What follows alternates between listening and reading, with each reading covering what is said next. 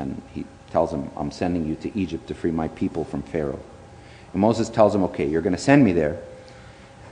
And when the people ask me, okay, God sent you to save us? What's his name? Which God? Moses asked God, what should I tell them when they ask me what your name is? What is the answer? He says, tell the children of Israel that I am has sent you. That I am is the name God used for himself in the Old Testament. Because it sounds kind of weird when Christ said this much, much later now to the scribes and the Pharisees. He says, before Abraham was, he didn't say I existed before Abraham was, or I was there before he was, I was even before he was. He doesn't say it like that. He says, before Abraham was, I am. He's using that name for himself that God used for himself. It was a sacred statement. Like, you couldn't utter those words, I am, because that's the name of God. And Christ says, before Abraham was, I am. Right?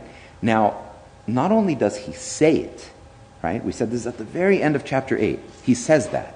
And immediately after he says it, he's basically claiming to be God. Right? Immediately after he says it, he goes out and proves it. How? He creates life from dirt, life from dust. Something only God can do. Right?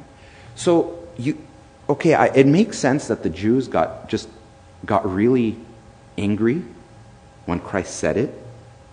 But you'd think that when he proves it to them so very clearly, I mean, just really imagine this. A guy just born without eyes. And someone that says, really, I'm God, takes dirt and puts it in his eye, literally creates eyes. I mean, talk about proof.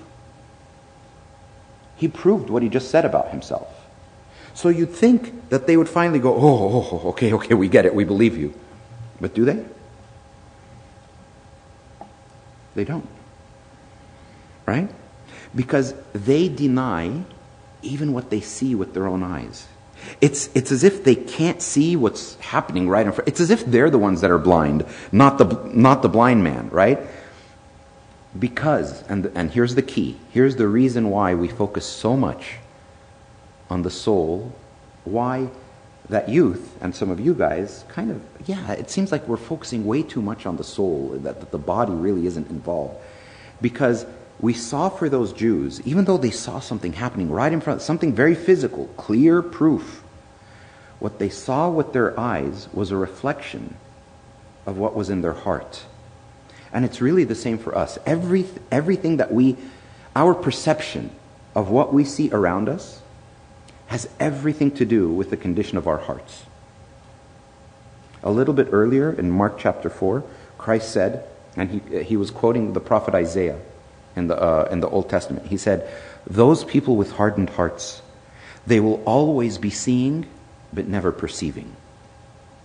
They will always be seeing. They might have perfect eyesight, but they're really never ever going to see the truth about what they're seeing in front of them. Right? Because with our eyes, we see a lot of stuff happening in the world around us. Right? We see a lot of chaos. We see a lot of confusion. Right? In our lives, in the whole world, we see suffering. We see a lot of awful things. We even see beautiful things. We see great things. Everything that is good and everything that is bad, our perception of everything we experience and everything we see is a reflection of what's in our hearts, what's in our souls. It's something that the church fathers call our inner eye, the eye of the soul. Right? There's a Greek word for it. If you read the writings of the early church fathers, they call it the nous. Right? The condition of your soul is what determines how your eye sees.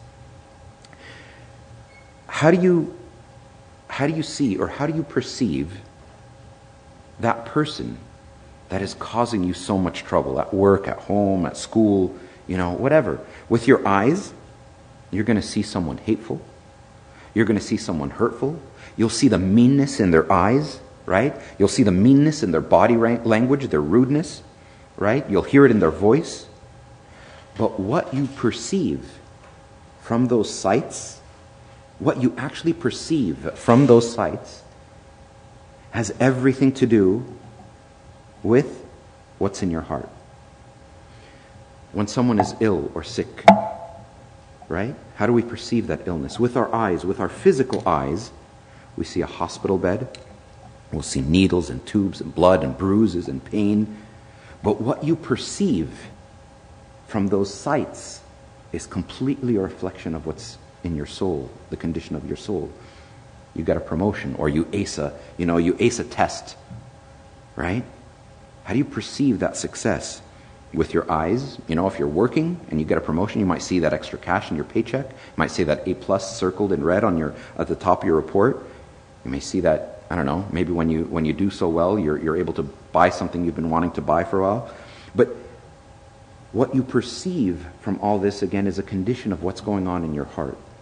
Right? Everything that we see with our physical eyes is a reflection of how we see with that inner eye of our soul.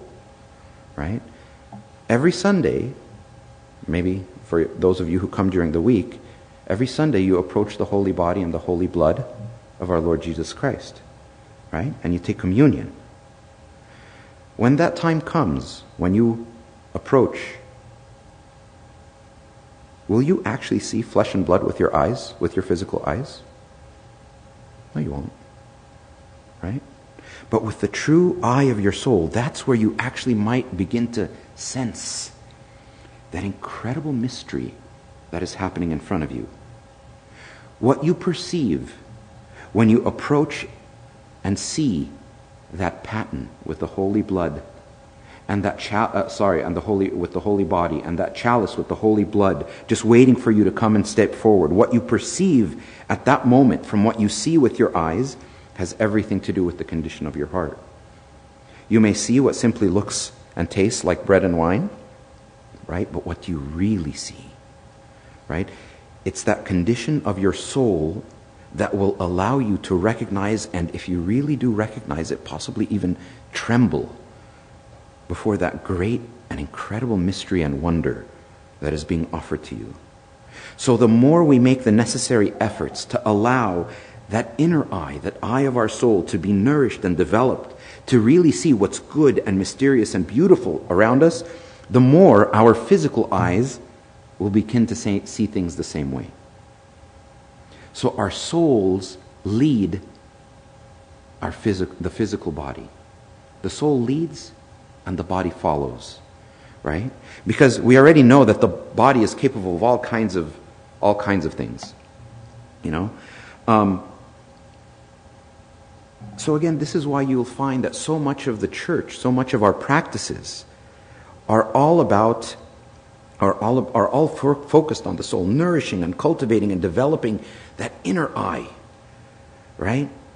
And this is why if you compare the Orthodox Church and our traditions with all of those out there, you find that ours really don't care about how moving or exciting our worship is, right? Because our worship doesn't seek to engage primarily the outer eye. It seeks to engage that inner eye with the hope that you train that inner eye and the outer eye will follow. Okay? Does that kind of make sense? Right? So, because the reality is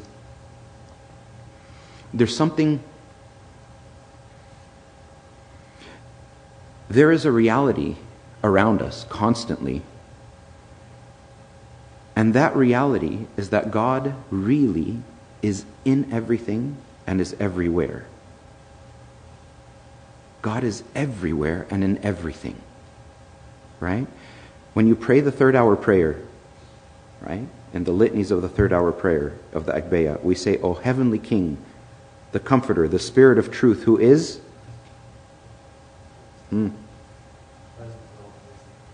present in all, everywhere present and fills all things.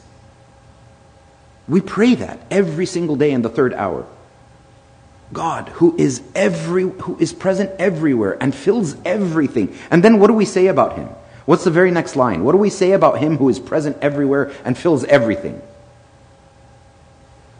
He is the treasury of good and giver of life.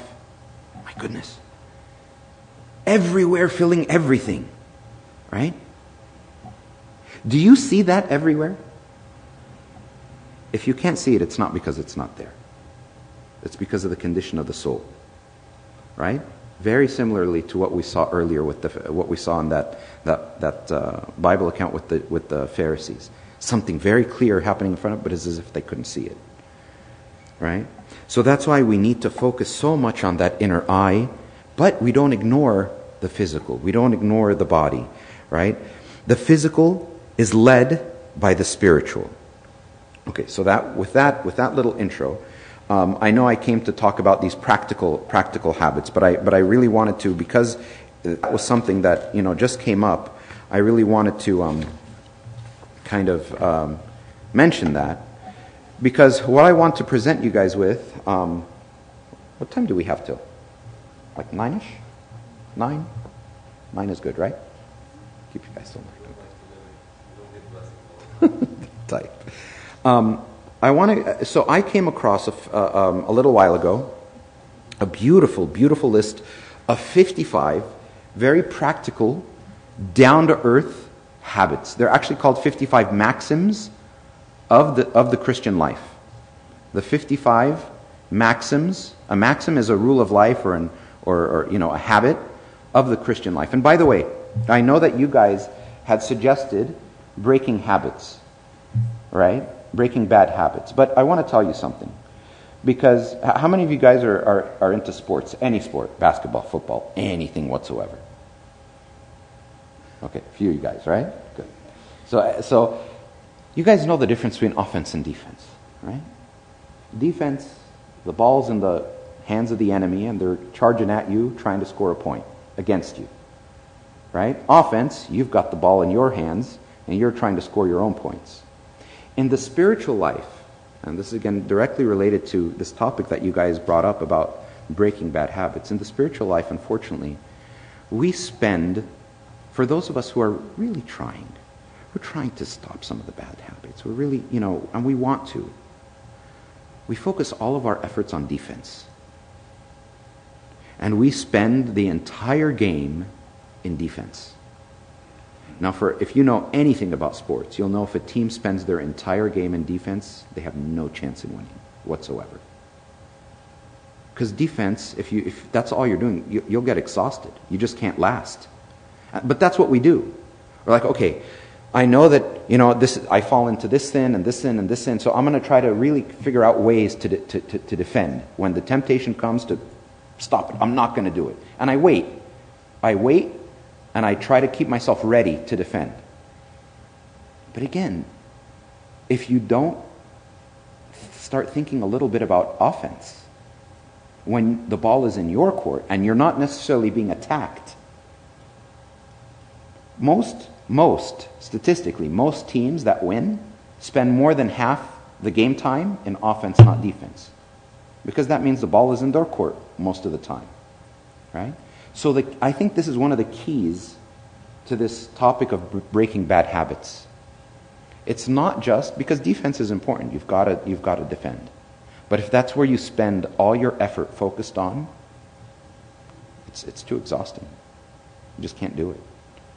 You've got to focus on the offense. You've got to focus on building your own points in all those times and we're constantly being tempted and attacked. But you've got to focus on building your own points, even more sometimes than obsessing about, okay, how do I fight this and how do I fight that, and you know what?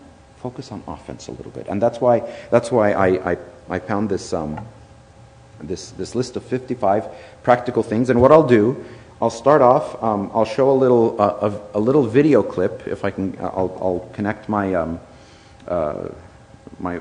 phone to the screens, and I'm hoping the writing is kind of small on it, and some of it's in cursive, so I hope it'll show up well. Maybe if we get the lights, it'll look better. I think mine will override. I think it'll override. But what I want you guys to do, some of these are going to be pretty straightforward. They'll sound pretty straightforward, and some of them are going to sound like, why? Why is that on a list of, rules for the Christian life? One of them on there is eating good food, by the way. Okay, so I want you guys to look at this list of 55 items. And by the way, this list was put together by Father Thomas Hopko, who I believe he was a Greek Orthodox priest. He was well known and well loved. About, I think he passed away maybe 6-7 years ago. But anyway, growing up when I was your age, we invited him to our church, and he was a very famous before podcasts were popular. He would give lectures, and we'd all go and listen and stuff like that. So, in any case, let me play this. Pay attention and look at this list of 55. And then what I'll do after, I think there's about 10 of you guys. So I think what I'll do is I'll split you off into 2 groups, and I'll give you the list so that you can have. And maybe I'll have you guys, maybe we don't have time to talk about all 55. I mean, even if you spend a minute on each one, that's an hour right there. So let you guys pick and choose a few in your groups. And what I want you to think about is, what does this mean? And some of them, like I say, will be self-explanatory, But some of them you have to think about. Well, what does he mean by this? And why is it applicable? Why is it significant to the Christian life? That makes sense? What does it mean, and why is it significant? Why is it important? Why is it an important habit for the Christian? Okay, so let me pull it up. Where are we? Here and here. And let me first connect this. Give me a second, let it load. Okay.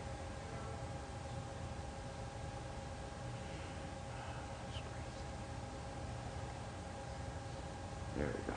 Okay.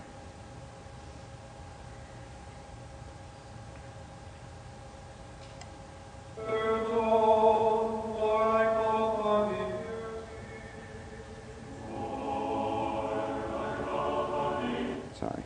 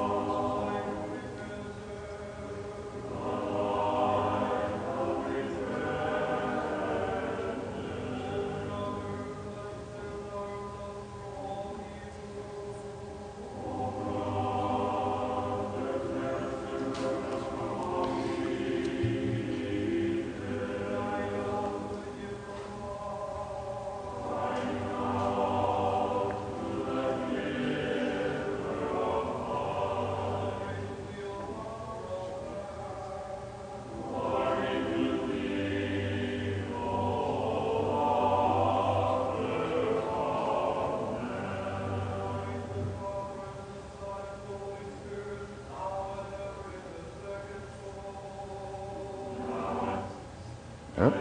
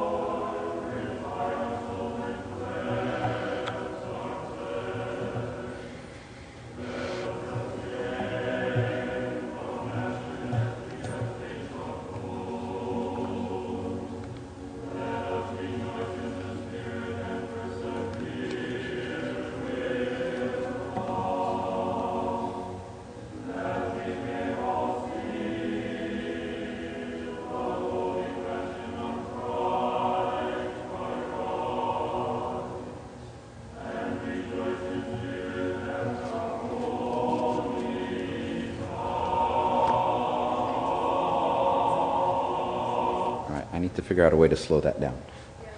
Sorry. But anyway, so I'm going to, what I'll do, okay, so there's two columns. There's 10 of you guys, so 5 and 5. 5 sit on this side, 5 go on that side, and... Okay, sure. So 5 on this side, 5 on that side. The 5 on this side of the room, take this first column, right? And just, again, there's not enough time to talk about all of them, but maybe spend a few minutes just looking through your list. And the ones that kind of look interesting to you, maybe talk about amongst yourselves.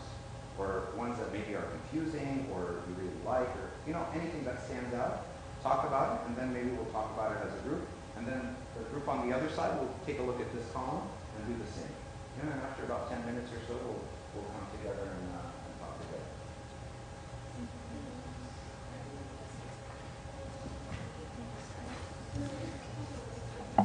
Yalla, 5 and 5. By the way, if we move, we'll get more. Yeah. Troy, turn the heater on.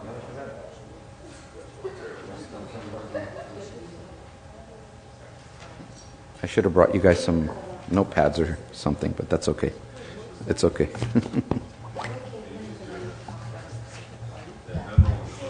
Yeah. Extra? Okay.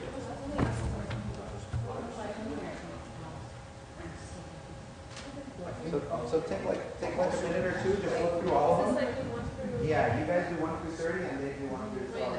Yeah. I know it's not here, but you guys do 1 through 30, you guys do 31 through 55. And take like I said, just a minute or so just to read through all of them and read through your slide again, just so you reacquaint yourself and kind of think which ones you want to talk about or ask about.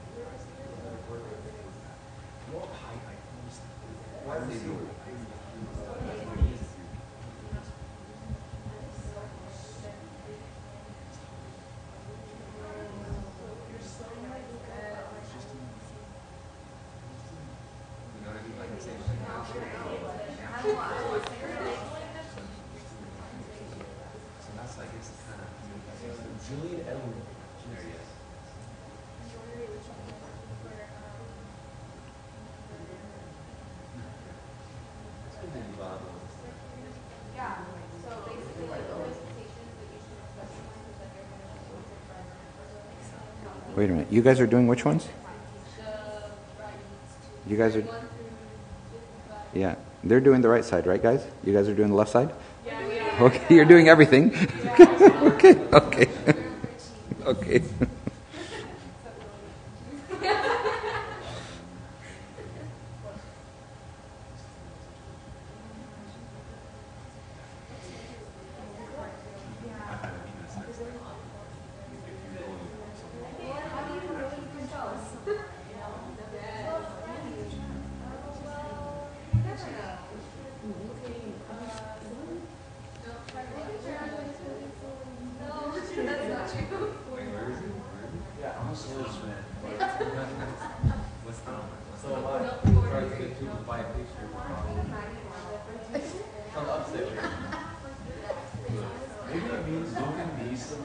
Oh my gosh, these are very specific and I'm very confused now.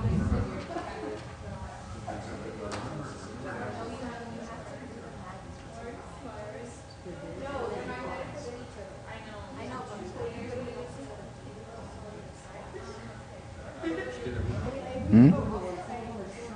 These are not like scriptural, but they derive with Yes. Yes. Yes, exactly. They're good habits, but you have to understand them properly. Yes. Yes.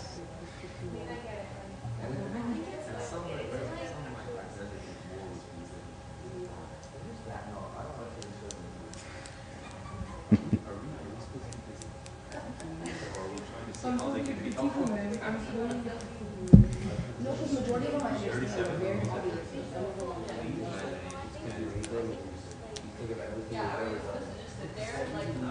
I'm like, wait, imagination could be interesting. Figuring things out. I like to imagine myself as a couple of aspects. No. So, for example, like fantasy, sometimes it doesn't the imagination goes with all. You know what I mean? It's kind of like a group where, like, you know, sometimes curiosity, sometimes they say kill the cat, sometimes just wanting to figure things out. Sometimes you just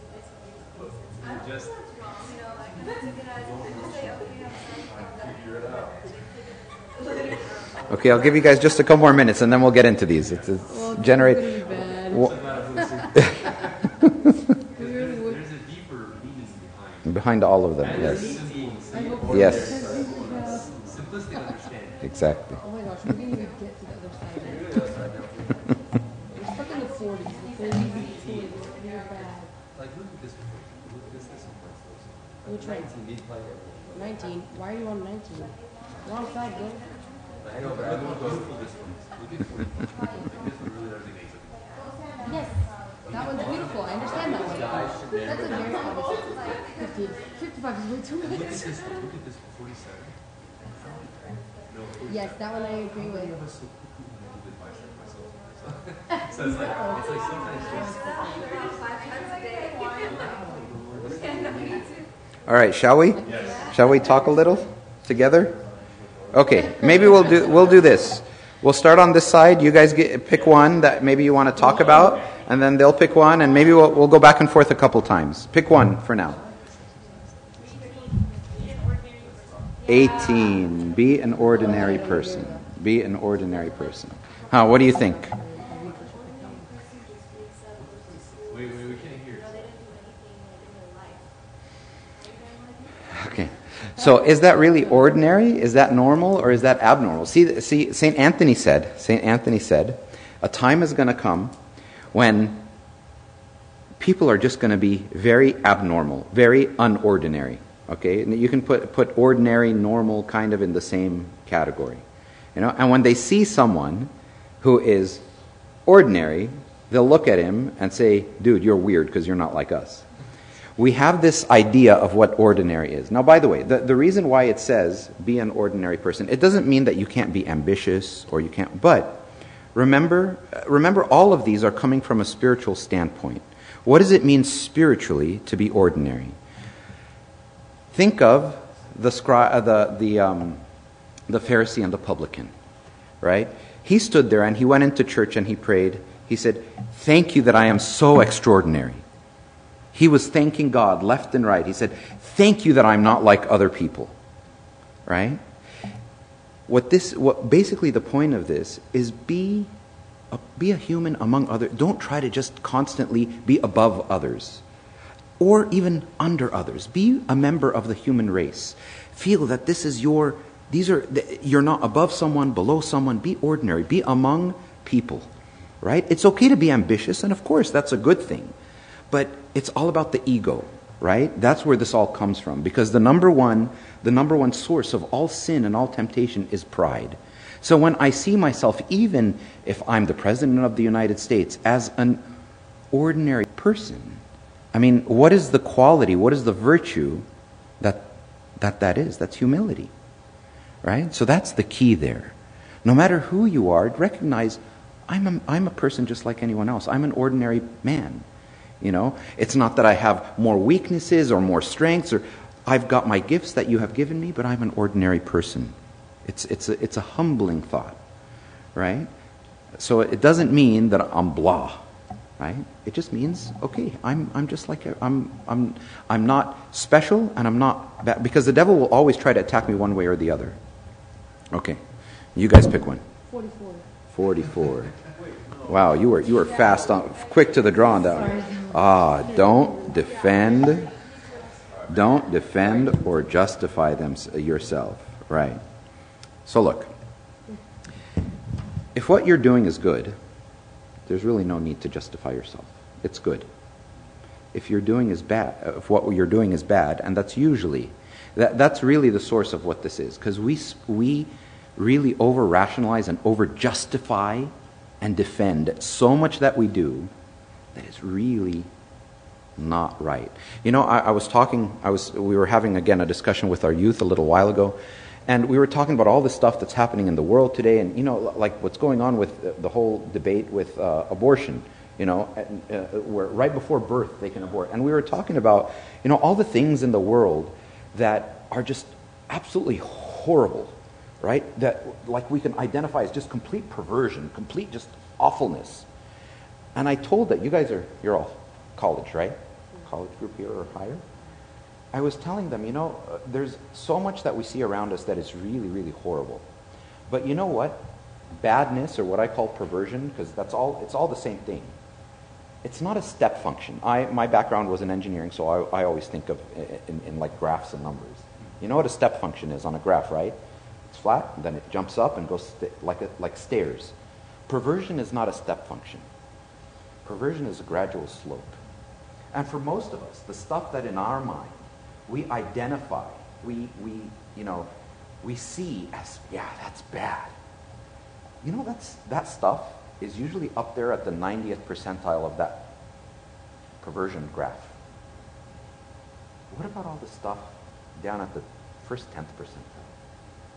There's a lot of stuff that we do that happen, even in thoughts that we have, that are really on that scale of, because what is perversion? It is anything that is a distortion or a twisting of pure goodness, of something that is perfect and just right. So we have to remember that we always it's almost a knee-jerk reaction, especially, you know, when it's a bunch of youth sitting with a servant or an abuna, and we start talking about the real, you know, I wouldn't say the pressing subjects, but these things that constantly, the key questions that youth always ask either a servant or a priest, you know, and you guys can imagine what those topics are. The first thing, oh, come on, abuna, okay, that's too much. Come on, get real. You know, and in your mind, you're justifying and you're defending so much. And by the way, realize something.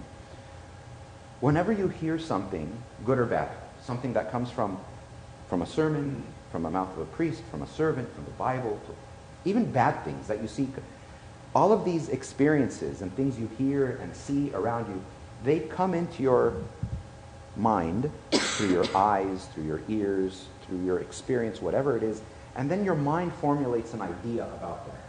How good it is, how bad it is, how acceptable it is, how much you think you would enjoy participating in it, how much you're like, ooh, I don't want to do that. Your mind calculates everything that I've said this whole time, and everything on this list, you guys have processed in your mind. All of those thoughts that are happening in your mind, and not a single human being on the face of the planet can avoid this. Your thoughts are really not your own. They've been biased and influenced by everything that you've experienced throughout your life. Every input, everything that you have faced, everything from the time you have spent from your childhood here in church to the stuff that you constantly experience on TV and in movies and even among your friends in college and out in the world and in society. Everything that you experience influences and biases your mind to some effect. So all of the way you process an idea, some input, is highly biased on all of that stuff. So to give yourself a fighting chance, this is why our church is so heavy on, look, it's not just Sunday. Go home, read your Bible, read good spiritual books, pray. Now we've got podcasts you can listen to instead of listening on the radio. Why? Because you've got to give yourself a fighting chance. You've got to even out that bias a little bit. You've got to have enough exposure to heavenly mindset, because we've got plenty of the worldly mindset all around us. We've just got to even out the playing field a little bit. We're constantly being exposed to stuff. And it slowly starts, at the most base, at a very easy example of this is how our threshold to stuff that is like, to see on TV. Over time, you look at TV, over the last 50 years, the stuff that people would just be shocked about seeing on has gone down and down and down and down and down. That's just a very simple example of it, because we're all biased. So in order to give ourselves a fighting chance, so again, this whole thing about don't defend, if what you're doing is good, is really good, there's really no need to defend yourself. God will defend you. God will justify you. You're right. You don't have to be putting all that effort. God will vindicate. Sometimes I feel I have to stand up for what is right. Do what is right, and let God take care of the rest. But if what you're doing is not completely right, you've got to be able to step back and say, how much am I really justifying or defending here? Okay, let's go to this side. Pick another one.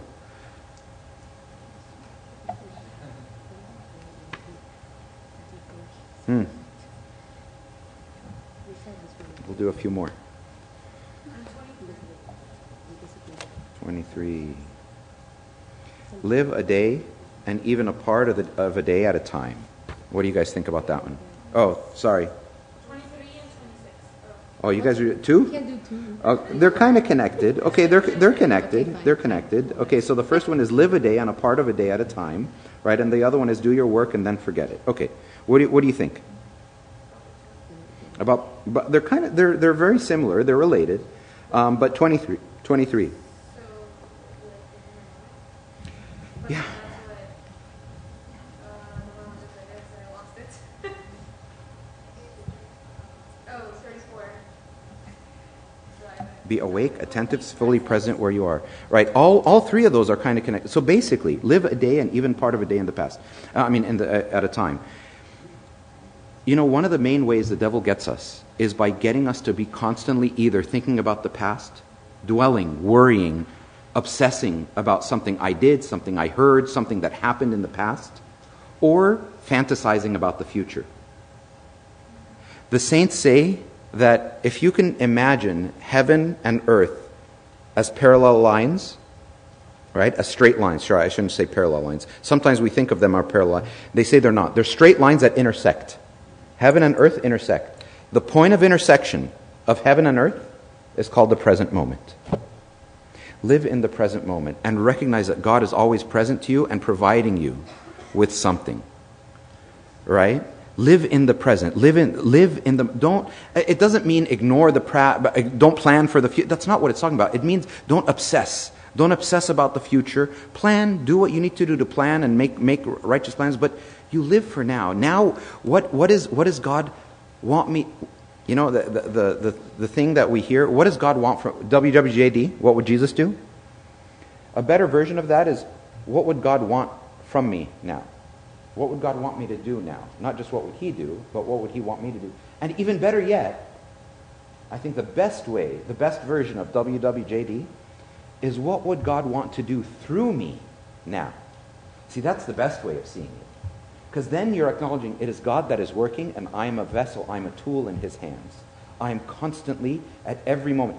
Me as a priest, and I'll admit something to you. One of the most challenging things early, I still consider myself kind of early in my priesthood. I'm going to hit 5 years, later this year. So I'm still a newbie, But I'll tell you, one of the things for me, and I really appreciate that in our tradition, we wear this everywhere, in the market, everywhere. I realized that very quickly, there's a lot of stuff that, I'm thinking about, someone that needs my help, something that I'm planning for a lesson, or for, and, there's a lot constantly going on in my mind. And I remember it hit me one day as I was walking through Costco, believe it or not. People look, people stare, and it's not in a bad way, but they look, they're curious. And I realized the incredible difference it makes when I am just living in the present moment, recognizing there's another human being right there, right in front of me right now. Yeah, I might be worried about, and I might be thinking and planning, oh, you know what, I'm about to meet this person in an hour or 2 hours, and they've got something really difficult that they're doing, and they're going through, and I'm trying to, pray, but that's not what I'm called to do right now. Right now, I have another human being in front. A simple looking them in the eye and smiling, rather than just passing by, that is living in the moment. Right? What does God want to do through me? God is constantly working through me every single moment. What does he want? Right now, he wants me focused on my studies, on this, on that. Right now is a time for... Always live for now. Don't be too obsessed with the past or the future. So that's this, live a day, or even part of a day at a time. And then when he said, and that's the same thing, do your work. And a lot of people, especially students and people in work, they just walk around with all the stress. There's time for work, there's time for school, there's time for this stuff. And yeah, you need to be thinking about it and planning, but when you're constantly walking around with all this weight and all, you do your work, do what you need to do, and be honest. The key is, if you're honest in that time that you're doing your work, then you can be honest in the other time and really forget it. It doesn't mean just forget it, don't ever think about it again, but that's not what's happening right now. Right? So again, it's connected. Be totally attentive to what you're doing. And then you said, be awake and be attentive, be fully present where you are. Again, be open to just seeing God in all things. Like we said earlier in that prayer of the third hour, O Spirit of truth, who is everywhere present and fills all things. You are everywhere and you fill everything. So God is always here. Okay, you guys took 3. I'll let these guys take a few. Ask about that one with imagination. 37. 37. Flee imagination, fantasy, analysis, and figuring things out. Okay. So I know that this one sounds confusing, but let me kind of break it down. For us, again, one of the ways the devil gets us is by kind of putting us in a fantasy world, right? Always getting us to fantasize, which is part of the reason why it's so dangerous for young people, especially when you're starting to think about relationships and, getting together and dating and stuff like this. One of the key things and this is why the church, we're accused of being just overdoing it in terms of how protective we are, and no, don't do this, take it slow here. Because what happens when you prematurely, when you're not ready to get into a relationship, and you do, and you will, especially when there's, physical stuff that's going on, you'll start living you'll start fantasizing about the future. And you'll start imagining, yourself. And this is why daydreaming just happens, when you've got a crush or when you like someone. So this fantasy world that the devil tries to constantly put you on is always to make you avoid that present moment. To live in just, it doesn't mean be imaginative, be creative, but it means this just overly active fantasy world, No, I am, either, or he might, try to convince you that you are invincible, or that you're this or you're that. Again, be an ordinary person Don't. And then this thing about figuring things out. It's good for us to try to, because again, very often you hear, why did God do this? Why would God allow this? Why this? Why that? Don't try to figure things out too much. Maybe there's a lesson in it for you, and you try to think about that, but really to leave things in God's hands and know that God will, if we're trying to be close to Him, reveal to us when we're ready why He allows things to happen, very good things, very bad things, then He will. But sometimes we just spend way too much time trying to figure things out, things that we don't have the capacity to figure out at the present moment. It might come later, right? Why didn't this work out? Why did this person, get this really bad injury? Or why did this thing? You know what? Okay, maybe you can think a little bit about it, but ultimately to put things in God's hands, because we know we just can't figure everything out. Okay, that's basically what that means.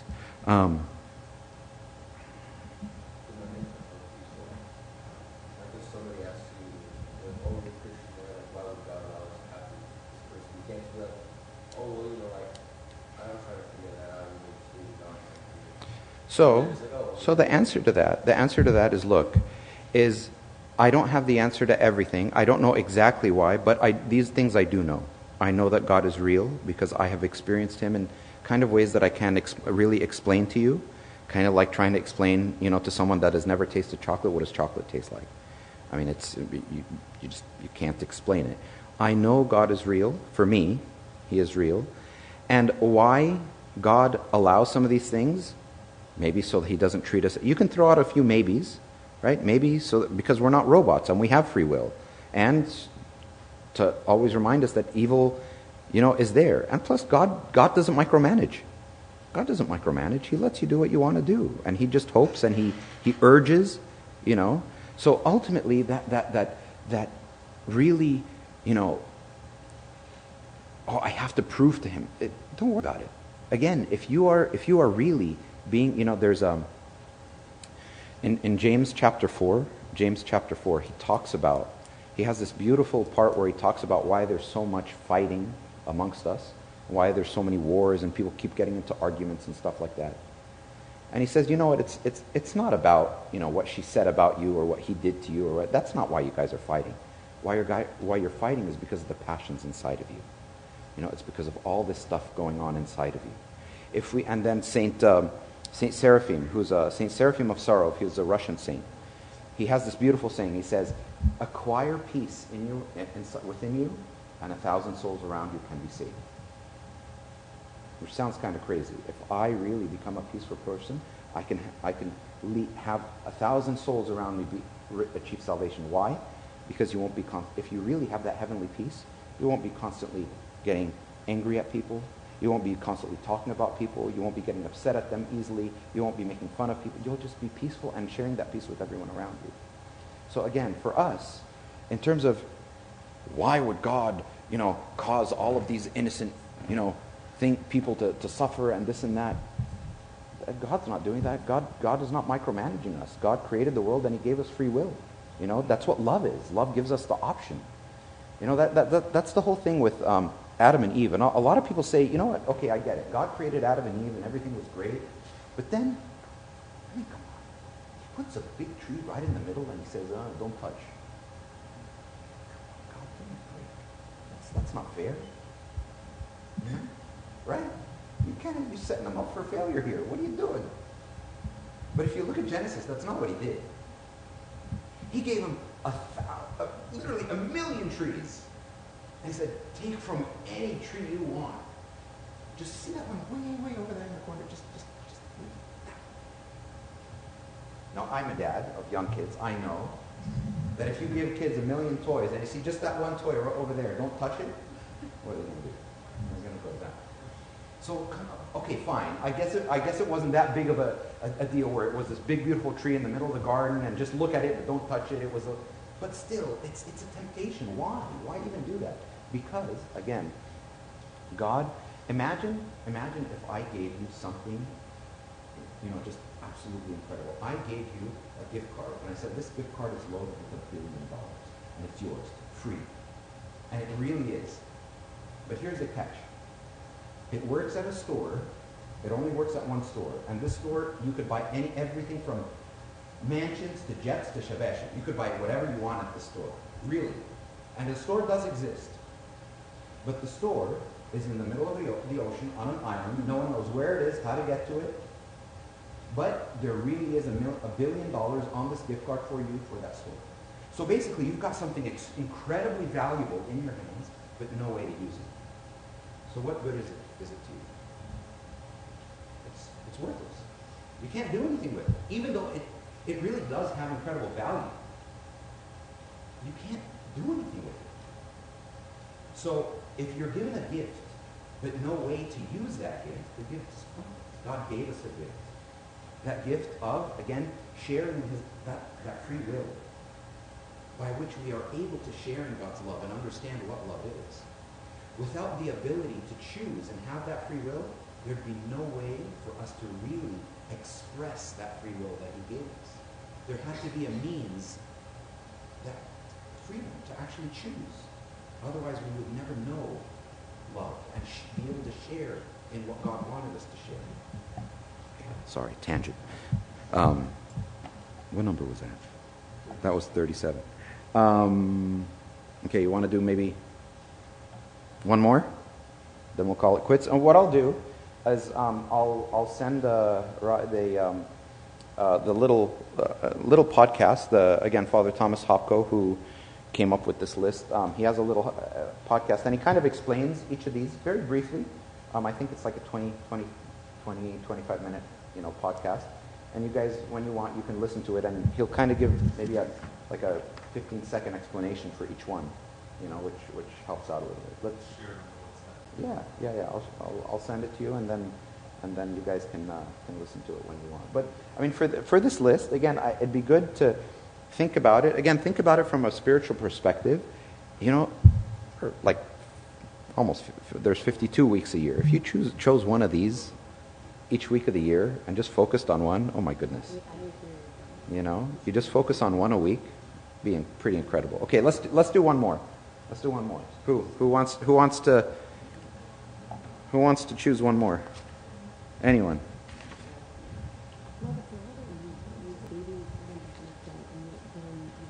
No. Wait. 43. Don't try to convince anyone of anything. Oh yeah, that one. Look, if it's your job, so there's another one in here that says, wait a minute. 47. Give advice to others only when asked to do so, or when it is your duty. Right? Or when it is your duty. Yeah.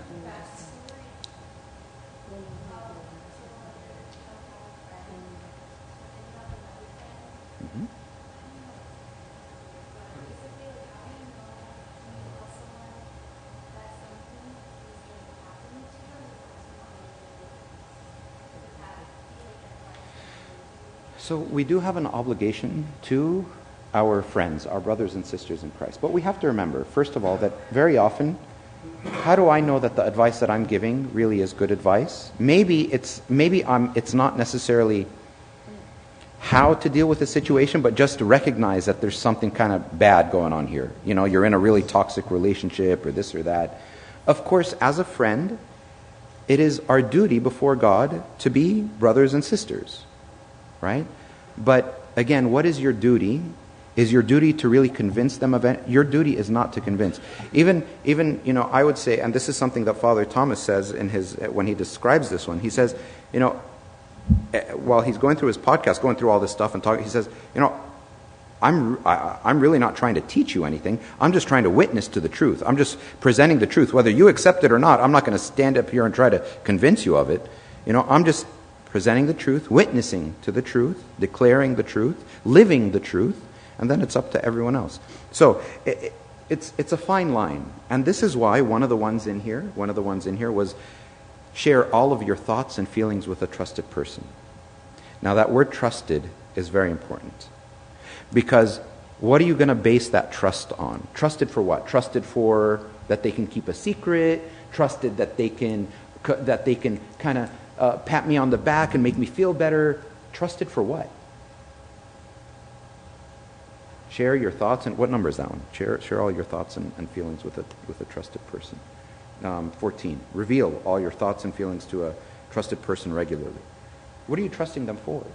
You're trusting them, hopefully, it's someone that you would trust for guidance to lead you to good, to the right. And who would that person be? You know that I always say that the church, our church, we always talk about, you know, everything that we do, the fasting and the praying, it's like exercise for our souls. Right? And when we try to stay fit, you know, for any of us, if you walk into a gym for the first time, you look at all those machines and you go, oh, geez, what do I do here? I don't even know what.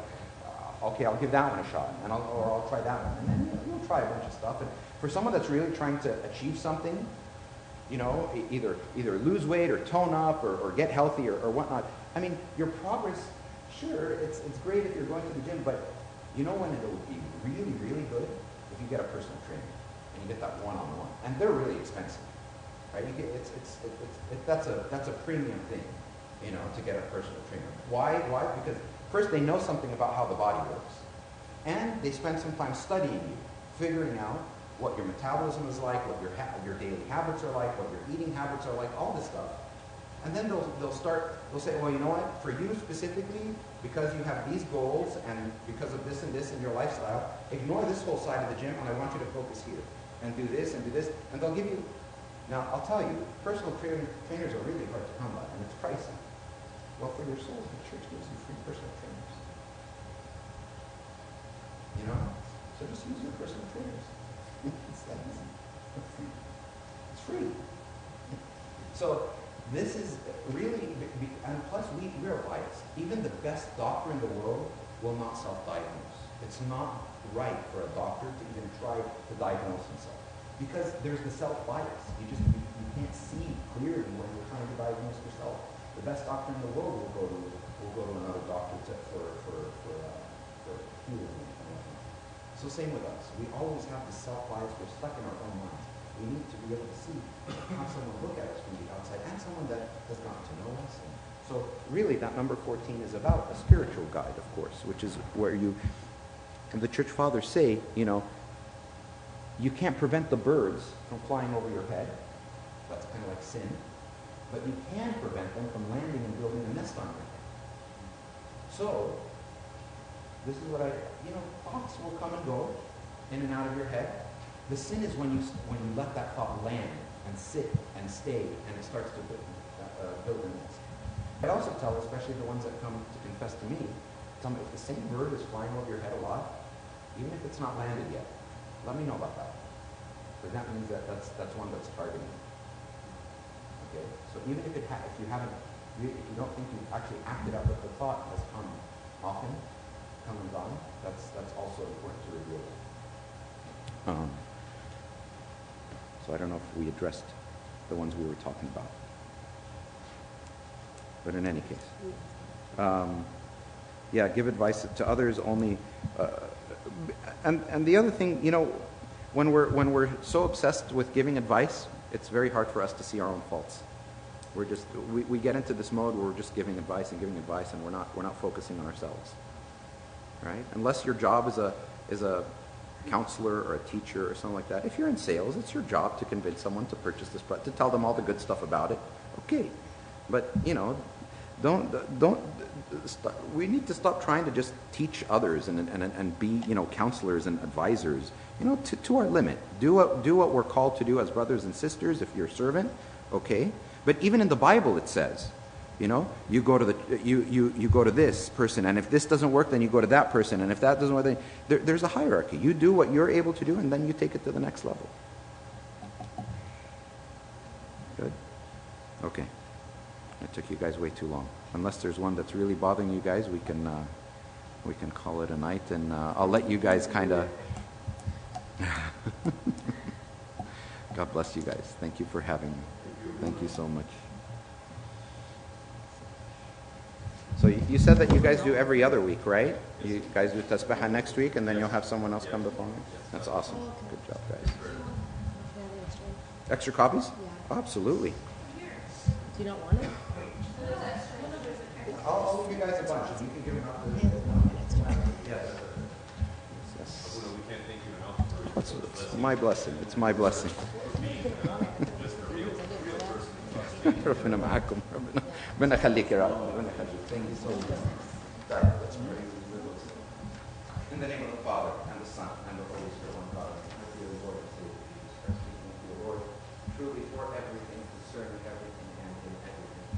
We ask you, Lord, to please enlighten our eyes to see the reality of your constant presence around us. You are constantly reaching out to us. We know, Lord, that there's so much that is clouding our eyes and making us unable to see the reality of the beauty that you've placed in front of us, even in the bad, to see you in the bad, to see you in the good, to see you in each other.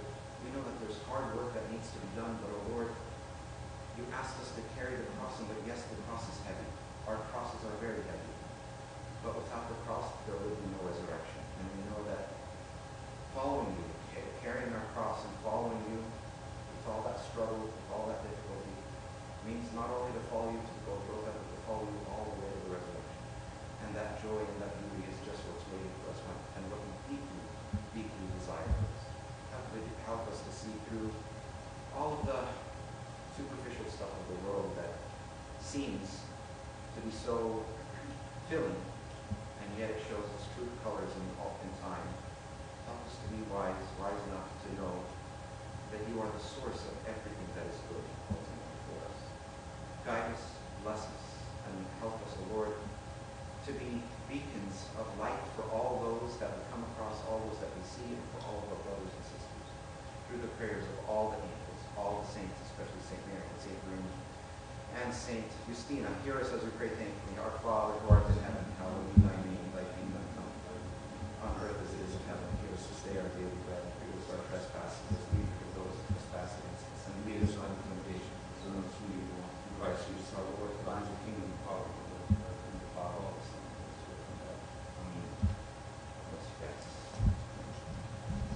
Just a couple of quick announcements. A couple dates just to keep in mind. We have this Friday. It was kind of a last-minute announcement. When John sent out a message saying that His Grace Bishop Angelos is going to be at Archangel Michael in Santa Ana this Friday. It's tailored to the college according to the flyer. So if anyone college and up, yes. So if anyone wants to go, we are hoping to carpool from here. So if you'd like, please message Irene or Marina. Yes, if you'd like to want to arrange a carpool, we can, if we have enough people, we can take the van. But it's nice. He's only here once a year, I think, or twice a year, so it should be very nice. The other date, if you want to mark your calendars, is an important date. So that's this Friday, Evangelos, and then February 22nd, it's a Friday. Abuna John is going to be giving a talk to the youth of St. Nina, and they have invited us to join them and be with them on that Friday. That doesn't conflict with our Wednesday night, every other Wednesday meeting. That's just something separate. They've invited him and they invited us to join them. So just keep these dates available. Also, I know that the committee is discussing and working on outings for this meeting specifically for the college and up. So please stand by. They are working diligently on things, just something different so we can have some fellowship outside of the meeting. Appreciate every one of you who's been coming. It's a blessing to see you all, to have you here. Lastly, we have some refreshments. We've got some Krispy Kreme donuts and some hot chocolate in the hall. The water is hot. Please, if you make your way to the hall for and the doors open in the hall and there's cups and everything, so please make your way there. And if you, Abuna, which church you serve, if anyone wants to get St. Mary, St. Verena, if you want to get Abuna's number, please take a blessing and opportunity. You know, Abuna John was my Sunday school servant. Wow.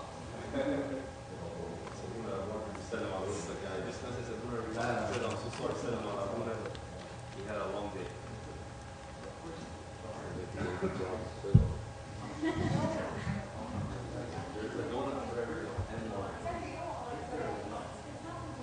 That's their beautiful list. Okay, Mary, why don't you just take all of them home, put them up on your wall?